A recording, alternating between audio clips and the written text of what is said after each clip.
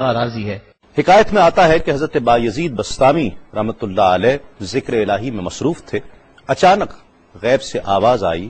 کہ اے بایزید، سامان کے بت خانے میں چلے جاؤ اور ان کی عید میں لباس سے راہبان پہن کر شامل ہو جاؤ۔ حضرت بایزید کہتے ہیں کہ اسے میں نے شیطان کی شرارت اور وسوسہ سمجھ کر جھٹلا دیا، لیکن بار بار یہی اشارہ کیا گیا تو میں سامان کے بت خانے میں جا کر ان میں انہی کا لباس پہن کر بیٹھ گیا۔ لوگ جمع ہو رہے تھے، کچھ دیر بعد ان کا بڑا راہبان وہاں پہنچ گیا۔ سب لوگ اس کا باز سننے کے لیے ہمتن گوش تھے۔ بہت دیر تک وہ بڑا راہبان کچھ نہ بولا تو ایک راہبان کھڑا ہوا اور اس نے بڑے راہبان سے سوال کیا کہ کیا ہم آپ کی حکمت بھری باتیں سننے کے لیے آئے ہیں، آپ کچھ کہتے کیوں نہیں ہیں؟ اب بڑے راہبان نے کہا کہ مجھے اس بات کا یقین ہے کہ تم میں لباس سے راہبان میں ہی ایک مسلمان موجود ہے اور وہ تمہارے مذہب کا امتحان لینے یہاں آیا ہے۔ لوگوں نے کہا کہ علی جاں آپ اشارہ فرمائیں، وہ کون ہے تو ہم اسے قتل کر دیں۔ بڑے راہبان نے کہا کہ نہیں، اسے قتل نہ کرو، بلکہ ہم علم و حکمت اور دلیل و حجت سے اسے شکست دیں گے۔ پھر راہبان نے اونچی آواز میں کہا، اے محمدی، یعنی اے مسلمان، تجھے حضرت محمد صلی اللہ علیہ وآلہ وسلم کی قسم ہے، تم جہاں بھی ہو کھڑے ہو جاؤ تاکہ ہم سب تمہیں دیکھ سکیں۔ حضرت بایزید فرماتے ہیں کہ میں کھڑا ہو گیا، زبان پر ذکر الہی جاری تھا۔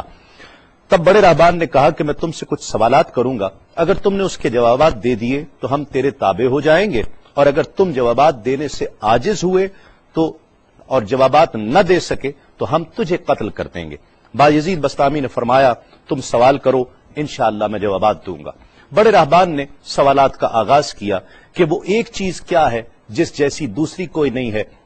وہ دو کیا ہیں جن کا تیسرا کوئی نہیں ہے، وہ تین کیا ہے جن کے ساتھ چوتھا کوئی نہیں ہے، وہ چار کیا ہیں جن کے ساتھ پانچواں کوئی نہیں ہے، وہ پانچ کیا ہیں جن کے ساتھ چھٹا کوئی نہیں ہے، وہ چھ کیا ہیں جن کے ساتھ ساتواں کوئی نہیں ہے، وہ سات کیا ہیں جن کا آٹھواں کوئی نہیں ہے، وہ آٹھ کیا ہیں جن کے ساتھ نواں کوئی نہیں ہے، وہ نو کیا ہیں جن کے ساتھ دسواں کوئی نہیں ہے، وہ 10 کیا ہیں جو کامل ہیں،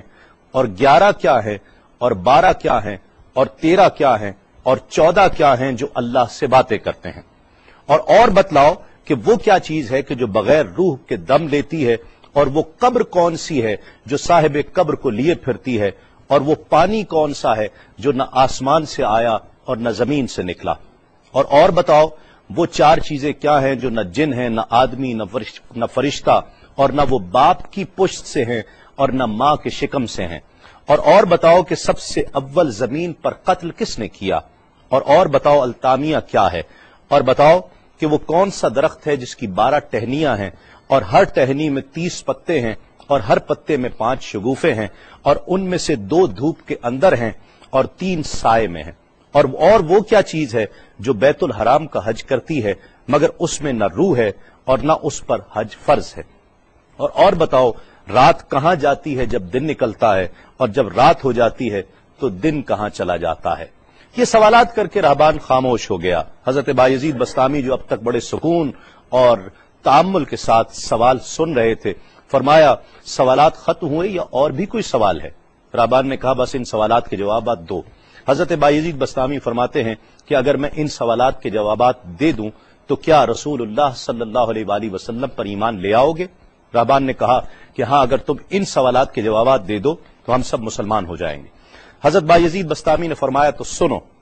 وہ ایک کیا ہے جس جیسا دوسرا کوئی نہیں، وہ اللہ رب العزت کی ذات پاک ہے،